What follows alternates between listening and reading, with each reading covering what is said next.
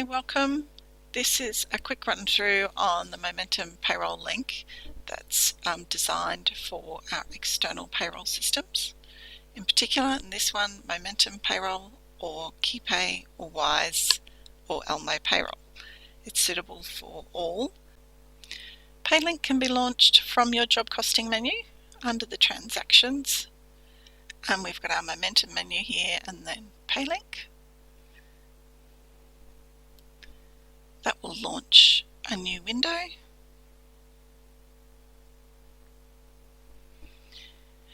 At the moment, it's not coming up with any new records, but we have some options at the top here that we can sync different tables. When we click apply, it's going to run the API to that environment and pull in any new employees. It's going to check the jobs and sync the jobs data from EXO up to the payroll system, creating them as locations in this instance. And then it's going to create those employees as job cost resources and as staff members in EXO if they aren't already there. Here is an example of when PayLink brings in some new employee records to be updated or added or deactivated in the EXO system. I have blurred out the names for privacy, but you can see here that there would be an employee name and the codes that it's created in Payroll. It brings across their details. In this case, this particular employee is going to have an update to their name. This staff member is going to be deactivated because they're no longer active in the payroll system. And yes, it shows you what it's going to map to their job cost resource or sequence number there. If they were new, they wouldn't have one of those, but when you click the apply button down the bottom here, it's going to go and apply those changes, either create, update or deactivate those staff members. A status bar will show at the bottom here, which will advise you when it's complete. There's a separate function for syncing the timesheets. You can do it by ticking this, but a lot of people don't want to sync timesheets every time that PayLink runs.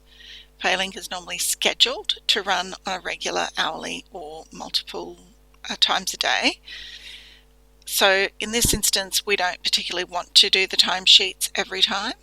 So we've set up a secondary payroll PayLink entry here called just to do timesheets. And when you click that, it goes to the payroll system, extracts all the time entries that it can get, brings them into your database and creates them as time entries against those jobs. You'll get a message when it's finished running through that process.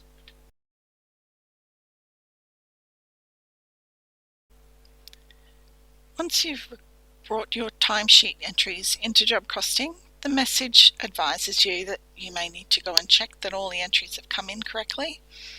There's a button up here called Get Invalid Transactions. If you click on that, then it opens this screen in front here that shows us transactions that have been brought in and it's tried to map them, but there may be some information missing.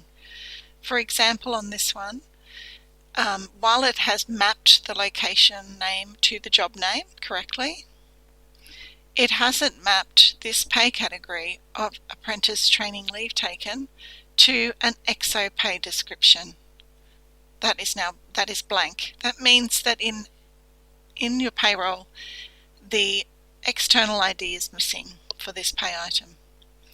It gives you the opportunity to enter a new pay rate number in this column here to map it while you're in the screen, or you can just go back to your payroll, update the external ID and run the import again. When you run the import again, these will be remapped and imported into job costing. If you update the data here, there's a button here for updating the changes that you've made and then importing it straight into job costing.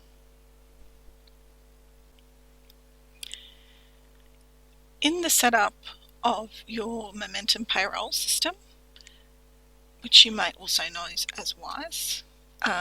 You can set up the external ID on a pay item. This is in our pay categories, and this will get exported to EXO. So it's just the first digit at the beginning that will get exported and get mapped to an EXO pay item. The rest of it is just a description to keep the identifiers unique in this system. In our Momentum menu, we usually add an update and add pay rates option, which allows you to go into your pay rate table as a quick insert template, and you can add new pay items or update the descriptions, and the number in the first column will be the one that maps through to the pay items in your payroll system, allowing the items to map as the timesheet entries come in.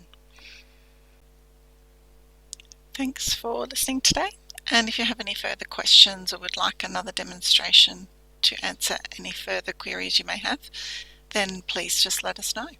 Thank you very much.